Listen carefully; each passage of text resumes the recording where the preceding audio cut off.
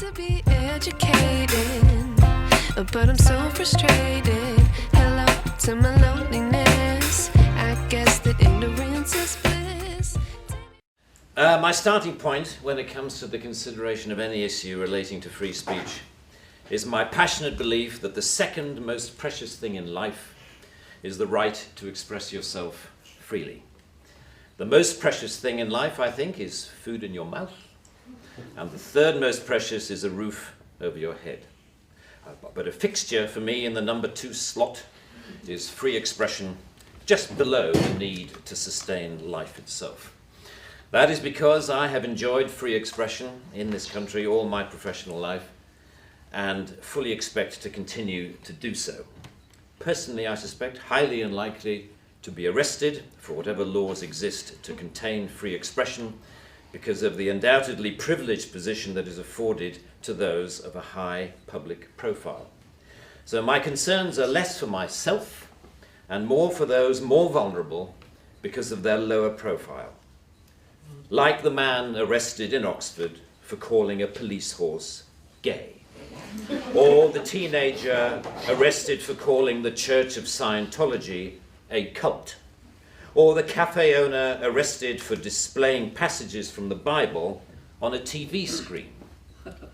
When I heard of some of these more ludicrous offences and charges, I remembered that I had been here before in a fictional context. I once did a show called Not the 9 O'Clock News some years ago, and we did a sketch where Griff Rhys-Jones played Constable Savage, a manifestly racist police officer to whom I, as his station commander, is giving a dressing down for arresting a black man on a whole string of ridiculous, trumped up and ludicrous charges. The charges for which Constable Savage arrested Mr. Winston Kadogo of 55 Mercer Road were these: walking on the cracks in the pavement, walking in a loud shirt in a built-up area during the hours of darkness, and one of my favourites, walking around all over the place. He was also arrested for urinating in a public convenience and looking at me in a funny way. Who would have thought that we would end up with a law that would allow life to imitate art so exactly? I read somewhere a defender of the status quo claiming that the fact that the gay horse case was dropped after the arrested man refused to pay the fine, and that the Scientology case was also dropped at some point during the court process, was proof that the law was working well, ignoring the fact that the only reason these cases were dropped was because of the publicity that they had attracted. The police sensed that ridicule was just around the corner and withdrew their actions. But what about the thousands of other cases that did not enjoy the oxygen of publicity, that weren't quite ludicrous enough to attract media attention?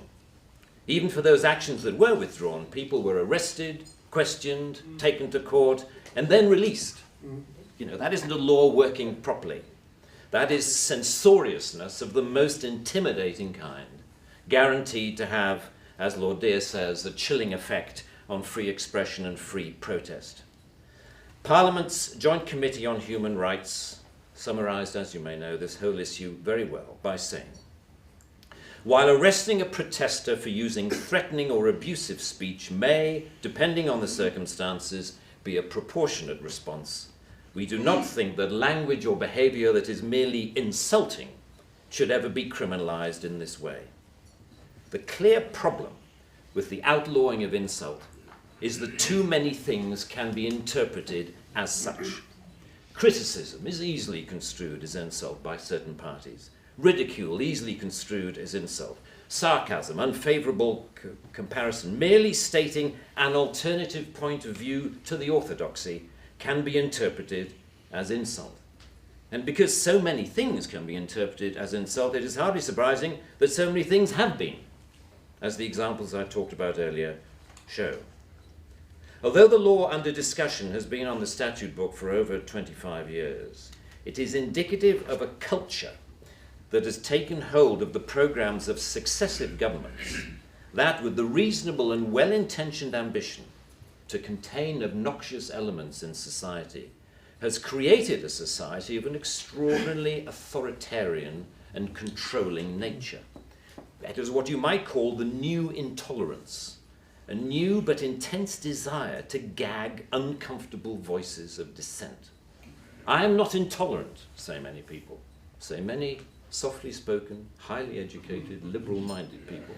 I'm only intolerant of intolerance. And people tend to nod sagely and say, oh yes, wise words, wise words. And yet if you think about this supposedly inarguable statement for longer than 5 seconds, you realize that all it is advocating is the replacement of one kind of intolerance with another, which to me doesn't represent any kind of progress at all. Underlying prejudices, injustices, or resentments are not addressed by arresting people. They are addressed by the issues being aired, argued, and dealt with, preferably outside the legal process. For me, the best way to increase society's resistance to insulting or offensive speech is to allow a lot more of it.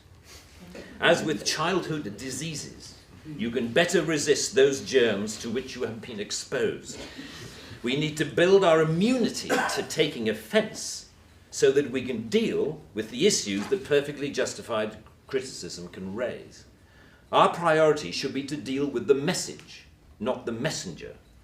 As President Obama said in an address to the United Nations only a month or so ago, laudable efforts to restrict speech can become a tool to silence critics or oppress minorities.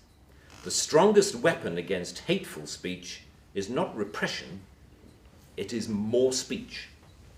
And that's the essence of my thesis, more speech. If we want a robust society, we need more robust dialogue, and that must include the right to insult or to offend. And even if, as Lord Dear says, the freedom to be inoffensive is no freedom at all. The repeal of this word in this clause will be only a small step, but it will, I hope, be a critical one in what should be a longer-term project to pause and slowly rewind a creeping culture of censoriousness. It is a small skirmish in the battle, in my opinion, to deal with what Sir Salman Rushdie refers to as the outrage industry. Self-appointed arbiters of the public good, encouraging media-stoked outrage to which the police feel under terrible pressure to react. A newspaper rings up Scotland Yard. Someone has said something slightly insulting on Twitter about someone who we think a national treasure. What are you going to do about it?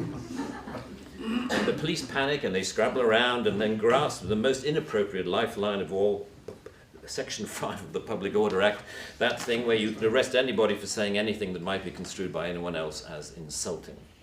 They don't seem to need a real victim. They need only to make the judgment that somebody could have been offended if they had heard or read what has been said. The most ludicrous degree of latitude. The storms that surround Twitter and Facebook comment have raised some fascinating issues about free speech, which we haven't really yet come to terms with. Firstly, that we all have to take responsibility for what we say, which is quite a good lesson to learn. But secondly, we've learned how appallingly prickly and intolerant society has become of even the mildest adverse comment. The law should not be aiding and abetting this new intolerance. Free speech can only suffer if the law prevents us from dealing with its consequences. I offer my wholehearted support to the Reform Section 5 campaign. Thank you very much.